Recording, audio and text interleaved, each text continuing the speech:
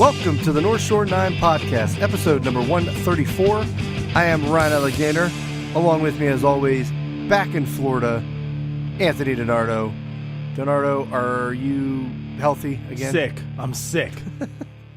I'm sick, Ryan. This is ridiculous. This is what I get for going back home to Newcastle. I got the Newcastle disease. You were bit by the Newcastle bug, the news. I was. Which actually, by the way, did you know that Newcastle disease is an actual thing? I didn't. I got to look this up. I don't believe it. It is a real thing. And I have contracted it. So the Newcastle disease is a contagious viral bird disease affecting many domestic and wild avian species. So I just found it, actually. No, I might not technically have contracted that. I was in Newcastle, and I'll stick to my story. I got the Newcastle disease. It is a worldwide problem that presents primarily as an acute respiratory disease. But depression, nervous manifestations, or diarrhea may be prominent clinical form. So if you're having any of those symptoms there, DiNardo, better get checked out. I'm depressed. You saw them winter meetings. I'm depressed. What are you talking about? The Pirates were active, baby. Active with a capital A. Sure. Which we're going to get into if anybody tuned in. But no one was active. Let's be fair with it. Nobody was active. They're actively, I guess, sending rumors out. That's about it.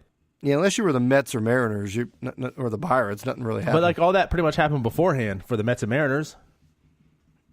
Dipoto had his, last hurrah at the hospital. His deathbed. What was that? Did he have the Newcastle disease? He might have had the Newcastle disease too, right? What the hell? No, but if anybody tuned in on Thursday at 10:30 on Twitch and caught our live stream, thanks for everyone that's coming out. But we went over these moves, and obviously we're going to go into the moves in more depth on this podcast, on our regularly scheduled podcast. But Thursday was fun. What'd you think?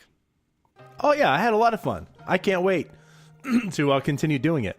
But again, as you heard on there, I was drinking my tea because I had a sore throat, and here I am now, fully sick. But I really enjoyed it, and it was fun for everyone that showed up. I appreciate it. And for those that didn't, get on over there. Show up next week, not this week, because right now we're doing it bi-weekly. But yeah, it was good. It was fun to interact with people. It's it's one thing, like right now we're just talking to everyone, and y'all have to listen to me. But there you can at least give your feedback and tell us how bad we suck. And my Christmas movie list was better. It was trash. They both are trash, apparently. If you ask Mike from Illinois, they both were trash. What's on his list? Your number one was real trash. What the heck's on his list? Because I mean, there's only so many Christmas movies. Good question. I would like to know what is on his list. If he can bash ours so much, he's not put himself out there. What's his top 10? He better post that list, and we'll check it twice. I want to see it. How about the Steelers beating the Patriots?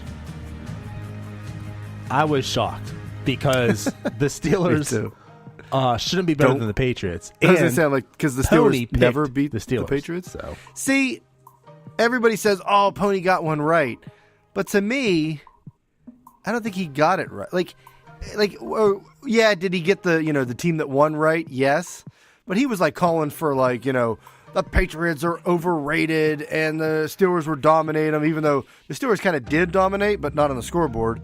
They kept them in the game. But I don't know. To me, I just didn't the Patriots didn't. The Patriots had 14 penalties. It was their most penalties they've had since 2014, I think they said. They didn't play a good game. My Dolphins got them shook. Yeah, they got it. They're woke. And everybody was loving my Tony Romo tweet. I mean, it's not really a hot take. That's what I don't like about your Tony Romo take. It's like me getting out there and going, "Hey, pizza's a really good food. Don't at me."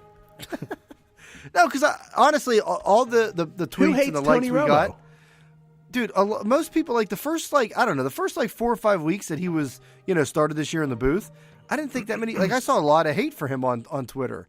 That he gets too excited and he's just excited over a second down play and he's calling. He's predicting the next play and he's getting them wrong. So I thought there was a lot of hate out there, but I guess not. A lot of people really do like him. So hey, don't at me. Even though a lot of people did. But anyway. Yeah, moving along. Tony Romo. So I don't know. You want to get right into it? Ivan Nova, gone. He gone. Sure. Let's do it. So we had a salary dump, Ryan. Ivan Nova is gone. His $9.5 million is gone. 9.1. Is that a bad thing? 9.1. No. I mean, look. I don't think. Why can't we all agree on that? That's what I'm perplexed with. If there's Pirates Nation's so divided, but why is this not one thing that we all can come together for? I think if anybody, the fan base, the users on Twitter, other pirate blogs, podcasts, whatever, I think we were two of the most highest guys on Nova throughout the past year and a half, 2 years. Nova, I can agree with that. Yeah, Nova is what he is. We kept saying he's a league average pitcher. He shouldn't be pitching to the third time through the order. That was in part, a lot of the numbers that Nova, the bad games he had, a lot of it was we left him in too long. That's on Hurdle. That's on the coaching staff.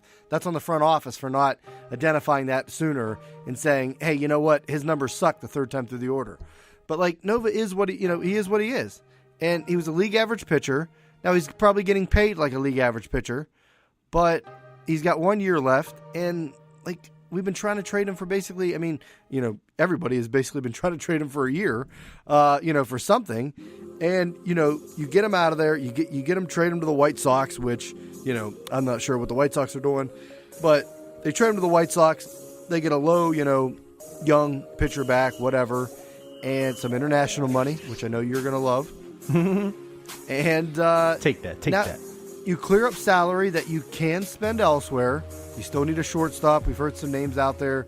You could go and maybe trade for a pitcher. There's other starters out there. We did sign, a pitcher we're going to talk about here today. So at this point, I feel like, and let's say they don't even sign anybody else starting wise or trade for anybody. At this point, Nick Kingham and then Keller, say in July, to me, probably put up the same numbers that Nova's going to put up. So why wouldn't you, if there's a trade out there on the table and you can shed that salary with the production that he's giving you, which isn't much, why wouldn't you make that trade? I don't know. So this goes back, what you said. We have been the highest on Nova. Maybe not the highest, but we definitely been high on Nova. I definitely thought he's a solid pitcher. He's not as horrible as everyone says. When there's DFA him, right? And then as we kind of, had some insight here on the live show, Nova has value. He said that over and over again. This isn't a guy who you have to go and DFA, you can't get anything in return. People are comparing him Nova to the Liriano trade. This isn't where you necessarily have to give up somebody to dump them. That's one thing. That's a total, you're hurting that you had to give up prospects to dump a salary. That I can see being bad. You can definitely have takes on that. But the fact that Nova was traded, you did get a prospect, right? No matter who the prospect is, you did get a prospect and you did get international money. So that tells me he had surplus value per se. So again, he was worth his contract. And that's what we were more or less advocating time and time again. He's definitely worth what he is. However, what the Pirates are doing this year, with the staff they have in place, you're not really going to go out there and upgrade. You have Archer. You're not going to go out there and upgrade on Tyon. You're not going to upgrade on Musgrove. You're not going to upgrade on Trevor Williams. You know what I mean?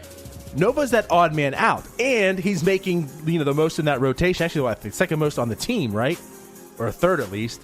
So, replacing his contract would make a lot of sense, for a team like the Pirates. So that's why I did not like this at all. That's why, the connotation, salary dump. It doesn't necessarily always have to be in a negative light, and this is where it makes a lot of sense. It's why it made a lot of sense for the Dodgers last year, and it's why it's making sense for the Red Sox this year, coming off of a World Series win. Because, just thrown out there, coming off 98 wins, and you do this. Well, they're coming off a World Series win, and they're talking about reimagining their payroll. Right. So, I do get this. I do like it. It clears up $9.5 million that we can reallocate it because we have other holes, not so much the rotation. Like you said, I think Kingham could slide in and do just what Nova can do. But more importantly, and what I'm hoping, okay, so this is where it's not the moves that were made that's my issue, like this deal, right? It's the moves that might not be made. And that's where we can have some common hatred towards the Pirates in that sense. So by losing Nova, that's okay. What's the next move? That's what's important. So you freed up that $9.5 million. What are you going to do with it to better this club? Are you going to get another pitcher? Are you going to go ahead and shore up that middle infield? Are you going to, shore up the bullpen? That's what's most important to me. Freeing up Nova was the first step in that plan. So what we've talked about, that should be, one of the things that's done. Well, I don't even think the Pirates were going to do it, but they did. And now it's what's the next move? Right. And like you mentioned, everyone says salary dump. A salary dump, if it's a player that is making too much money for the production that he provides, that's not a negative thing. That's a good thing. Now, go back to the Liriano thing. A lot of people brought the Liriano move back up, and we're doing it again. Liriano was so bad that we had to attach prospects, in quotes, air quotes, we had to attach prospects to him to get him out of town. And that was, a salary dump there. They're trying to get rid of a bad contract. Nova's contract wasn't necessarily bad. 1 year left. Like I said, he was getting paid probably about an average, salary for an average pitcher. But if you can make that move and you have other guys that can provide that, match that production that he provided, then go and do it.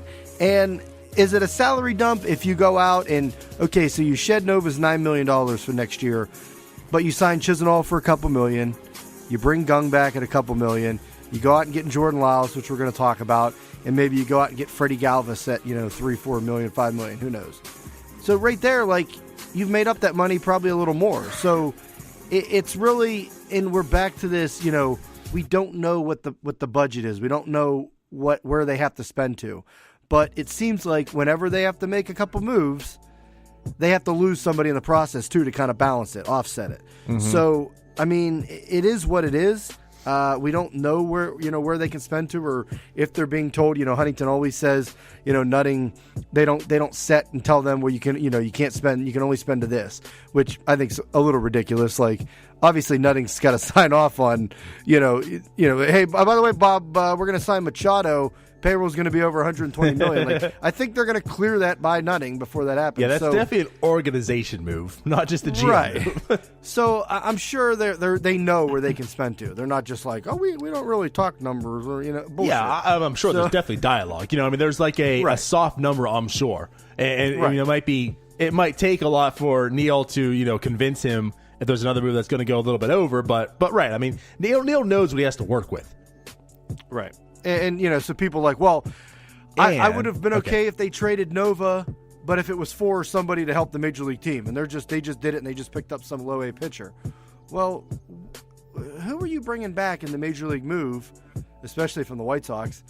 That's going to help the major league team. Right. No one's what team is going to get Nova for 1 year at $9 million and then give you back a good shortstop? It doesn't make sense. It doesn't line up. So I didn't think the Cervelli talk's a little different. I think that you can go out and get a major league piece for Cervelli, but Nova at this point, he's a league average starting pitcher who really can't pitch past the. Let me tell you that again. Can't really pitch past the fifth inning. He can eat innings, but you don't really want him to because the third time through the order he stinks. Sure. So the value on him is not real high, so you're not really going to be pulling back a shortstop or a second baseman or an outfielder. So, and the other thing I just want to stop you right there. Another thing I want to point out too is with that payroll, because actually Ethan made a valid point on it when he had him on here, and I just want to reiterate that payroll isn't just opening day payroll. When you say I can spend, just for instance, $95 million this year, it doesn't mean opening day payroll is going to be $95 million. It's 95. So do you want to max out opening day and then injuries happen and you can't do anything at trade deadline, or do you want to give yourself that cushion too? You're going to add. So right. They could be given X amount of dollars this year, but you're not really going to necessarily use all of it right now because if you're in it, you want to make moves at the deadline also. Exactly, and that's the thing. So